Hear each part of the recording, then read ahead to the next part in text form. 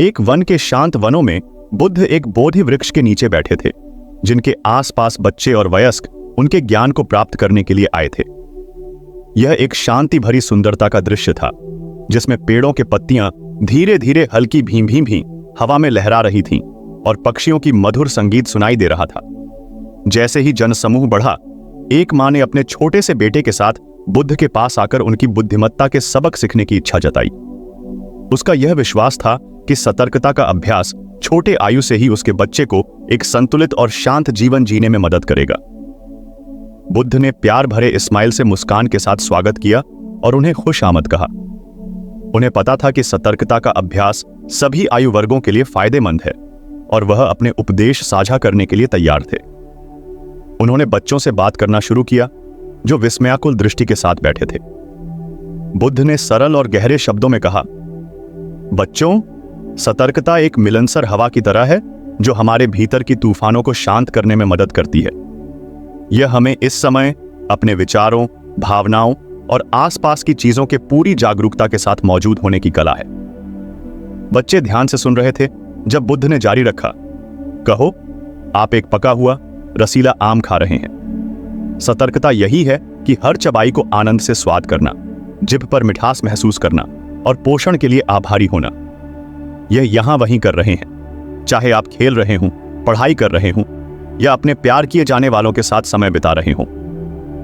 फिर उन्होंने वयस्कों का ध्यान अपनी ओर मोड़ा और कहा, वयस्कों के लिए सतर्कता आंतरिक शांति और खुशी का मार्ग हो सकता है।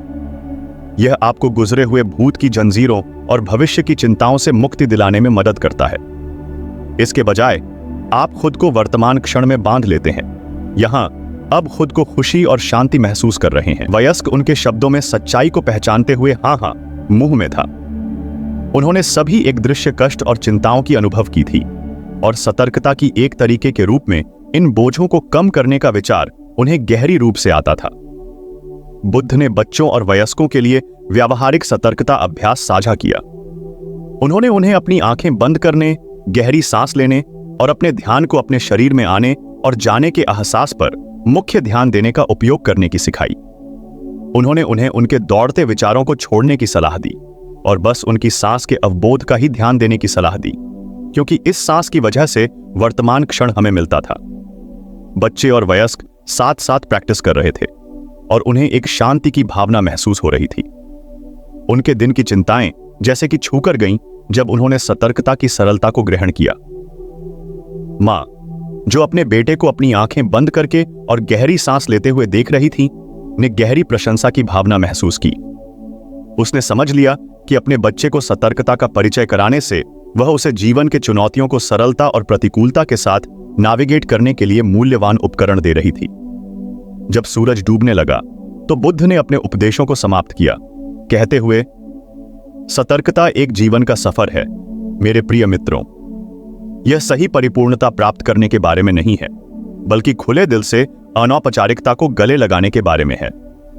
सतर्कता के माध्यम से हम सहमितता, दया और आभार की खेती करने के लिए सीखते हैं, सिर्फ अपने लिए ही नहीं बल्कि सभी जीवों के लिए। जनसमूह बिखर गया, मन बुद्धि के उपदेशों को साथ लेकर। बच्चे अब जागरूकता की नई भावना के साथ घर की ओर दौड़े और वयस्क नए उत्साह के साथ जीवन को सतर्कता के साथ जीने का नया आलंब बनाकर चले गए। बुद्ध के उपदेशों की कहानी हमें याद दिलाती है कि सतर्कता का अभ्यास करना कभी भी ज्यादा जल्दी या देर से शुरू करने के लिए नहीं है। चाहे हम बच्चे हों या वयस्क, सतर्कता हमें अंतरात्मिक शांति, प्रतिकूलता और वर्तमान के सुंदरता के साथ अपने जीवन में एक मार्ग प्रदान करता है।